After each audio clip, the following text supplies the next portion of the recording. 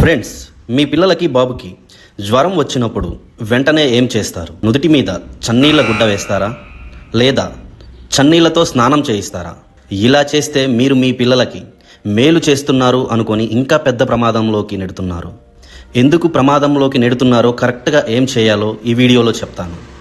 So ఛానల్ని subscribe చేసి వీడియోని లైక్ చేయండి. సో ఇంకా లేట్ చేయకుండా డీటెయిల్స్లోకి వెళ్ళిపోదాం. Hello friends, welcome to pharma friend Telugu channel. చాలామంది పేరెంట్స్ చేసే మొదటి పెద్ద తప్పు ఏంటి అంటే పిల్లలకి ఫీవర్ వచ్చినప్పుడు వెంటనే తడిగుడ్డతో తుడవటం చేస్తుంటారు. ఇదే మొదటి తప్పు. మన అమ్మమ్మల కాలం నుండి ఇదే చేస్తున్నాం, కానీ ఇది సైన్స్ ప్రకారం రాంగ్. చన్నీళ్ళు శరీరానికి తగలగానే పాపకి ఆర్ బాబుకి వణుకు వస్తుంది. వణుకు అంటే ఏంటి అంటే బాడీ హీట్ ప్రొడ్యూస్ చేస్తుంది అని అర్థం. అంటే మీరు జ్వరం తగ్గించాలి అని చన్నీళ్ళు వాడితే ఇన్సైడ్ టెంపరేచర్ ఇంకా పెరుగుతుంది, రివర్స్ అయిపోతుంది. కొంతమంది పిల్లల్లో ఇది పిట్స్ కూడా తెప్పిస్తుంది. దీన్ని ఫెబ్రిల్ సిజోర్ అని, చాలా డేంజర్.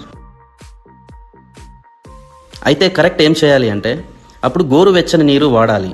మీ చేతికి కొంచెం వేడిగా అనిపించే నీరు, దీన్ని టేపిడ్ వాటర్ అంటారు. ఆ నీటిలో గుడ్డని ముంచి బాగా పిండి పాప నుదురు, మెడ, సంకలు, గజ్జలు తుడవాలి. ఇది సేఫ్.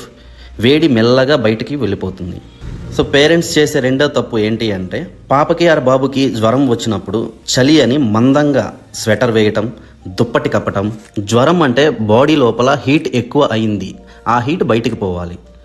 మీరు దుప్పటి కప్పితే ఆ వేడి ఎక్కడికి పోతుంది? లోపలే ఉంటుంది. టెంపరేచర్ 101 నుండి 103కి ఈజీగా వెళ్ళిపోతుంది. కరెక్ట్ రూల్ ఏంటి అంటే పాపకి ఒక పలచని కాటన్ డ్రెస్ వేయండి. రూమ్లో ఫ్యాన్ నెమ్మదిగా తిప్పండి, గాలి ఆడేలాగా. చలిగా అనిపిస్తే ఒక పలచటి టవల్ మాత్రమే కప్పండి, దుప్పటి వద్దు. సో పేరెంట్స్ చేసే మూడవ తప్పు ఏంటి అంటే చాలామంది పేరెంట్స్ చేసే అతి పెద్ద తప్పు, చాలా సీరియస్. మెడికల్ షాప్కి వెళ్ళి జ్వరం ట్యాబ్లెట్ ఇవ్వండి అని యాంటీబయాటిక్ తీసుకొచ్చి ఇవ్వడం. ఫ్రెండ్స్, 100 జ్వరాల్లో 90 జ్వరాలు వైరల్ వల్ల వస్తాయి. వైరల్ జ్వరాలకి యాంటీబయాటిక్ పనిచేయదు, వేస్ట్. పైగా అవసరం లేకుండా యాంటీబయాటిక్ ఇస్తే బాడీలో యాంటీబయోటిక్ రెసిస్టెన్స్ వస్తుంది. అంటే రేపు నిజంగా బ్యాక్టీరియల్ ఇన్ఫెక్షన్ వచ్చినప్పుడు ఆ మెడిసిన్ పనిచేయదు. చాలా పెద్ద సమస్య. మరి జ్వరానికి ఏం చేయాలి? ఒకటే మందు, పారాసెటమాల్, క్రోసిన్, క్యాల్పాల్ అని డ్రాప్స్ వస్తాయి. డోస్ ఎంత ఇవ్వాలి అనేది పాప వెయిట్ని బట్టి ఉంటుంది.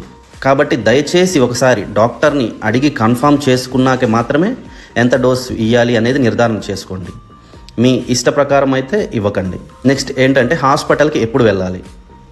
ఇప్పుడు చాలా ఇంపార్టెంట్ పాయింట్. ఈ 3 సిమ్టమ్స్లో ఒక్కటి కనిపించినా వెంటనే హాస్పిటల్కి వెళ్ళండి, వెయిట్ చేయకండి. పాయింట్ 1, ఫీవర్ 103 దాటితే లేదా పారాసెటమాల్ ఇచ్చిన 3 రోజులు దాటినా తగ్గకపోతే. పాయింట్ నెంబర్ 2, పాపకి పిట్స్ వచ్చినా లేదా మెడ గట్టిగా పెట్టుకొని పైకి చూస్తున్నా, ఆపకుండా ఏడుస్తున్నా. పాయింట్ 3, పాప పూర్తిగా నీరసం అయిపోయి పాలు తాగకపోయినా, ఆడుకోకపోయినా, స్పృహలో లేనట్టు ఉన్నా. ఈ 3 గుర్తుపెట్టుకోండి. ప్రాణం కంటే ఏదీ ఎక్కువ కాదు. ఫ్రెండ్స్, ఈ 3 రూల్స్ గుర్తుపెట్టుకోండి. టేపిడ్ స్పాంజింగ్, పలచని బట్టలు, పారాసెటమాల్ ఓన్లీ. ఒక చిన్న జ్వరం పెద్ద ప్రమాదం కాకుండా మనమే కాపాడుకోవచ్చు. సో ఈ వీడియో మీకు యూజ్ అయితే ఒక లైక్ చేయండి. మీ ఫ్రెండ్స్కి, ఫ్యామిలీకి వాట్సాప్ గ్రూప్స్లో షేర్ చేసి వాళ్ళ పిల్లలని కాపాడండి. మీకు జ్వరం గురించి ఇంకా ఏమైనా డౌట్స్ ఉంటే కామెంట్లో అడగండి, నేను రిప్లై ఇస్తాను. Take care, bye. మీ ఫార్మా ఫ్రెండ్.